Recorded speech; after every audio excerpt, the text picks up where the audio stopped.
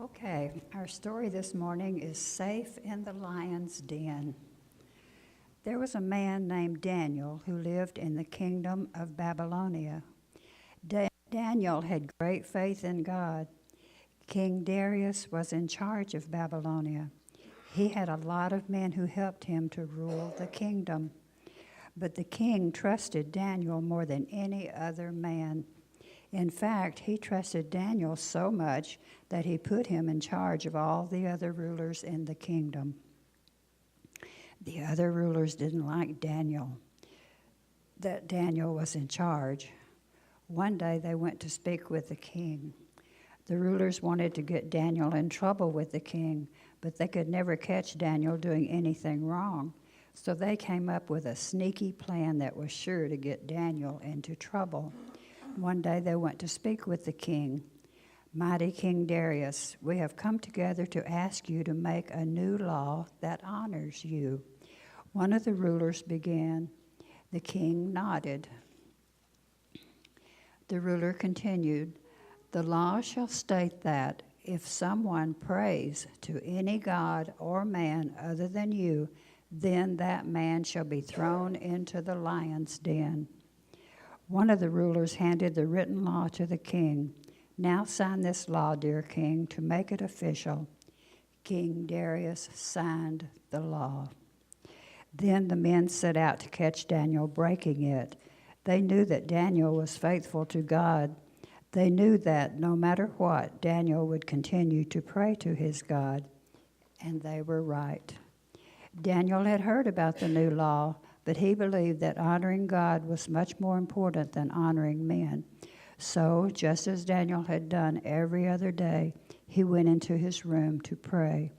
He was not ashamed of his faith. His windows were wide open for the world to see. Even though it could get him in trouble, Daniel would give thanks to God. The rulers stood as a group outside Daniel's window. They grinned as they watched Daniel fall to his knees. They smiled as they heard him speak to his God, and they knew that they finally had what they needed to get Daniel in trouble with the king. The men rushed off to speak with King Darius. Excuse me, King Darius, one of the rulers said, but didn't you just sign a law saying if someone prayed to anyone but you, that man would be thrown into the lion's den? King Darius answered, yes, that's true. Well, the rulers tried to hide his evil grin. Daniel doesn't care about you or your law. He prays to his God 3 times a day. The king's heart sank. King Darius loved Daniel. He trusted Daniel, and he had never thought that by signing that law, he would have to send Daniel to the lion's den. The mean rulers saw that the king wanted to protect Daniel, so they reminded him, remember, any law that you have signed cannot be changed.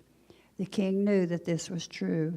Nothing he could say or do would protect Daniel now. He had no choice but to send Daniel to the lion's den.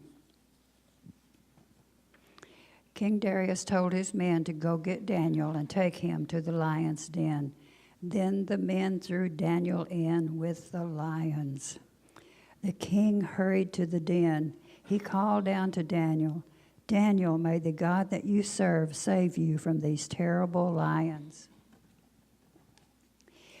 That night at the palace, the king refused to eat. He turned away the musicians who tried to play for him, and he did not sleep at all. As soon as the first sliver of light fell upon the kingdom, the king jumped up and ran to the lion's den. He yelled into the den, Daniel, Daniel, are you okay? Has your God saved you from the lions? Oh, yes, King Darius, came a voice from the lion's den. God sent an angel to close the lions' mouths.